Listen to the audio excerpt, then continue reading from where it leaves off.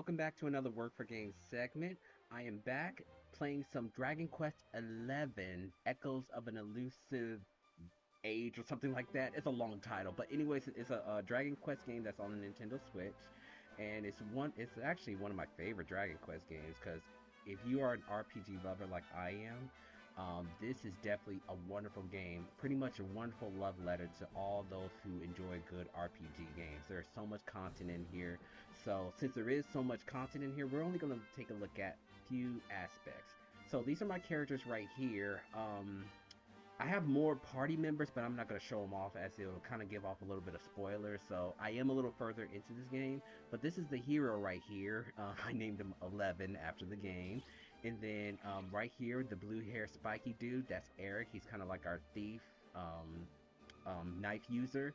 This little girl right here, don't call her little if you're in this game, because she is like, I'm not a little girl, but this is Veronica. She's our mage, our black mage, and right behind her is her twin sister Veronica, who is our healer white mage. So yeah, we're just gonna go ahead and kind of explore the area. So we have some enemies right here, and just to kind of show you what the battle format is like here. So we did a preemptive strike right here, but sometimes the enemy still ambush us. I'm like, I don't get how that works, but whatever. So yeah, we're gonna go ahead and fight him. So of course Eric, I believe Eric and Serena are our two fastest units.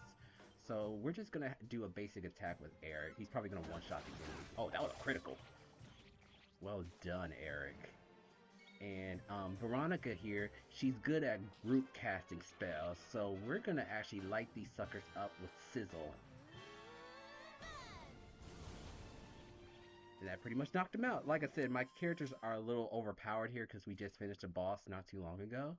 But, you know, typical RPG, it's a turntable battle and you get awards for doing certain things. So here I got awarded for making 300 preemptive attacks on enemies. And so, yeah, you get little rewards like that. And this place is so vast and so huge and it's beautiful to look at. This game came out quite a few years ago, so it is a little bit older, but I think it still holds up well. I'm playing it here on the Nintendo Switch 2. And yeah, you can just see all the enemies out here. If you're familiar with the Dragon Quest games, usually like the enemy encounters are pretty random, but here in the 3D environment, you can see them, so you can choose whether you want to attack them or not. And if you're a high level like I am, like this enemy right here, this scary looking grass thing, if we approach him, if you're high enough level, oh, he doesn't do it. Okay, we'll fight him. The reason I got close to him, because some enemies, if you're at a certain level, you're high enough, the enemies will run away from you. But these guys aren't scared, so they're probably a little bit tougher. Okay, so we took him out one hit. Eric is he's just a glass cannon though. And he's good at dodging attacks. And what my hero can do, he can parry most attacks. Pretty much swipe a group of enemies, do major damage, and he can cast spells too. So we're going to give this plant creature a good old frizzle from the hero. And he can heal too, as you saw there in the menu. But, you know, the other party members, they do it a little bit better than the hero, but it's always kind of clutch when the hero can dish out a spell or two. Oh yeah, that should be the end of them. Yeah, they have like little voice lines that they say. And of course, there are some party members like Veronica and Eric. These two right here, they're like pretty much like cats and dogs. They argue, they bicker, but yet they'll risk their lives for each other. And oh, if you saw right here, these slime knights, you see this shiny one here, right? Let's go ahead and defeat it. I won't say what's gonna happen, but let's just go ahead and defeat it. We're actually gonna beat all these enemies in one fell swoop if we can. See, Serena, are you powerful enough to take them all out? We'll see. So yeah, Serena, she has heal, mid heal. She can cure paralysis, get rid of poison. She can even bring back fallen allies from the dead. But with her, in her case, it's a 50% success rate. So kind of a hit or miss right there. But we're gonna see if we can cast a swoosh.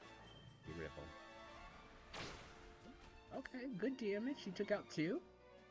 And yeah, the rest of the party members are just gonna clean them up.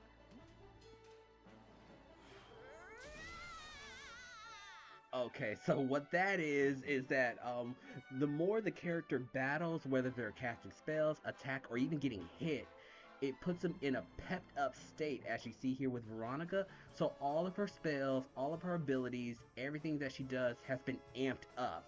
And if two party members have this pepped up ability, they pull off a very cinematic combo, not attack, but sometimes it's an attack, sometimes it's a buff, sometimes it's healing. They'll pull off like a combo trigger together to help your party members. It's a really cool mechanic. So now that we defeated the shiny slime knight, we can ride on him. So look, we're on the slime, and look at the slime knight holding on for dear life. So I love it when they do these little quirky things. And what I could do, I could swing my sword at some of these outside enemies. And since these enemies are weaker, they pretty much die instantly. So yeah, I could just go around here swiping them. You don't get any experience from them. That's the only thing. I was like, man, I wish you can get some experience from just doing this, even if it's just a little bit. But no, this is kind of another way to traverse. You do get a horse. Um, you can traverse this vast land through a horse.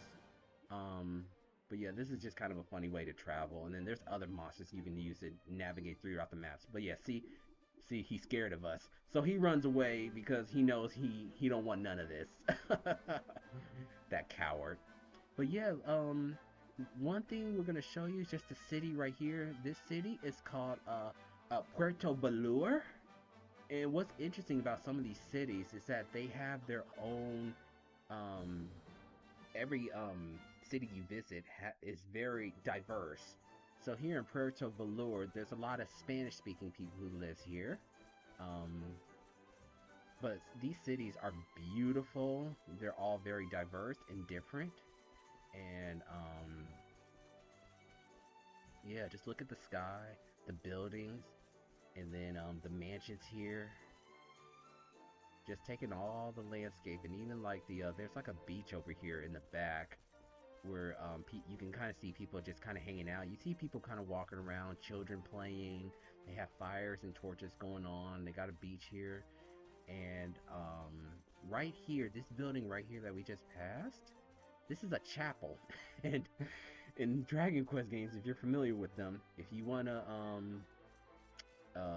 save your progress, you go to a chapel here. So this is a kind of a holy place.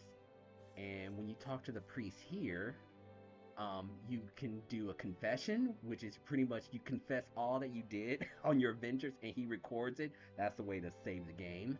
And then there's a divination where you can learn how much experience each party member needs in order to level up. Resurrection. So if you had a party member that died, you bring them here to the church and they'll resurrect them for you. Purification cures poison.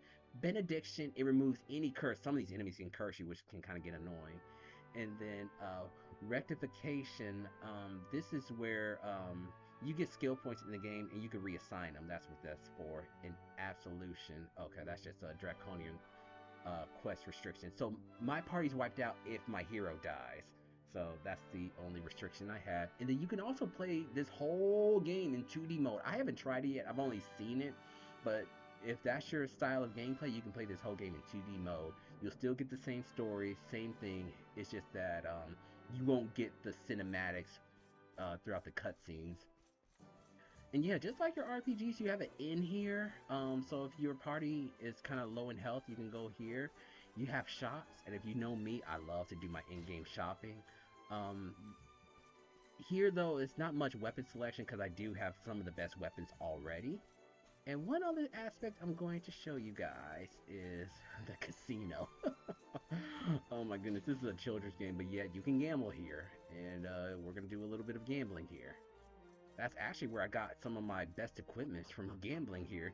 It took quite a while. Holy smokes, it took quite a while, but I managed to get enough tokens in order to afford some really powerful weapons.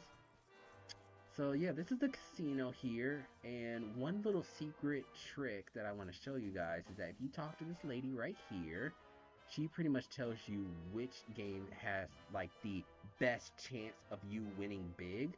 So let's see what she tells us. So she's reading it, and she says the poker table. Okay, so we're gonna try the poker table. And the poker table, this is actually a pretty fun mini game. So yeah, we'll play it. It costs, I think, 10 tokens in order to play. So, or I'm sorry, 100 tokens. My bad. I think that's the slot machines. That's 10 tokens, something like that. Or no, I'm sorry, no, it's a minimum of 10 tokens if you want to play, but the highest you can go is 100. So we're gonna deal. And let's see here. So as you can see on the top, those are what you want to get. You want to get 2 of a pair, 3 of a kind, straight, flush, that kind of deal. So here, I don't see anything I can really use. I mean, I don't play poker, so maybe you guys see something that I might have missed. But for now, I'm gonna keep the 10 and the king. It's probably not gonna look good, but okay, no. We'll try it again. Okay. We have a 6, 7, and a 10. Let's see what happens if we keep those. Or actually, hold on. We got a queen and... Or we'll just keep the 6 and 7 for now. Okay. Yeah, see? Alright. We have a 6, 7, 8 here. Let's see what we get. 9, 10! We got a straight! Alright, so we get 300 tokens for that. Okay. And then you could do a double or nothing. So, you know, with any kind of game, it's a risk reward. So we're actually going to take it. High number. Okay.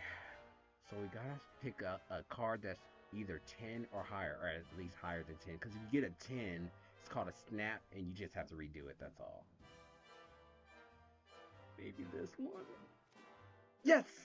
Stake double. So now we got 600 tokens. And if you want, you could just keep going, keep going, keep going. But understand, if you lose one time, that's it. So we're actually going to go ahead and keep our winnings here. So we got our 600 tokens there. So no, we're actually going to go to another game. And that's actually right here to the slots, which is another interesting game.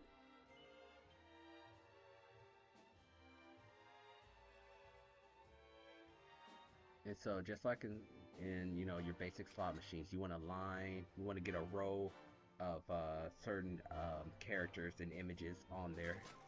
So let's see what we get. Okay. Oh, no. That's a wild, and no.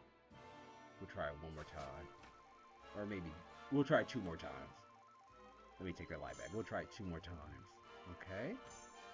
Okay. No. Okay, this will definitely be 1 more. But you can see how addictive it can be. You gotta be real careful, because you can lose all your money quick. So yeah, slot machines isn't the one. But yeah, there's other games you can play here. There's one called Slime Quest, and there's like other like little machines that you can use. Those aren't typically my favorite, but if that's something that you're interested in, I'd more than welcome you to try it out. This game also has a demo, and the demo is actually very lengthy. I was very surprised when I tried out the demo when I first played this game. It has a very long demo. I mean, it's not even like chapter 1, 2, or 3. It's like, God, like chapter 6 or something. Or that's how it feels like. But man, there is plenty to do in that demo if you want to try it out. Like I said, I'm playing on Switch 2, but it originally came out on Switch 1. But yeah, I just love looking at this vast ocean. And what we're gonna do, we're actually going to go ahead and kind of take like a picture to kind of commemorate this moment. So we're actually gonna go ahead and reposition and get these characters all lined up. And we're gonna get right there in the middle. We're gonna press Y to have them look at the camera. And then we can have them pick a pose. So we have wave, we have thumbs up, we have a sob. So we can have them all crying. And then there's Hocus Pocus where they do something random. And Eric is just sitting up there getting his groove on. Holy smokes. But we're just gonna give the classic thumbs up because that's a really, really, really cool one. So we're gonna go ahead and take this photo, and yeah, we're gonna go ahead and save this photo. So yeah, screen's been captured. So yeah, that's a look at Dragon Quest 11. So if you have played this game without any spoilers or anything, what has been your favorite part of the game? What are some of the features and even some of the mechanics that you enjoy about the game a lot? Let me know what your comments are in the down below. And also, if you have ever played any of the previous Dragon Quest games, let me know which ones and how did you like those games compared to this one. Be sure to check out my other social media pages such as Twitter and Twitch. And I stream also on Twitch, MuteDog19. We have a wonderful family friendly, non toxic Discord server that you can just check out, hang out with us. We're really big into Splatoon as well as Smash Brothers and Pokemon. And I do have a Patreon, so if you want to just help me out, give me an energy drink every day or whatnot, I'll put the link down below. And yeah, that's gonna end it for today. We're actually gonna have these guys wave us off, and we will see you guys next time. Later.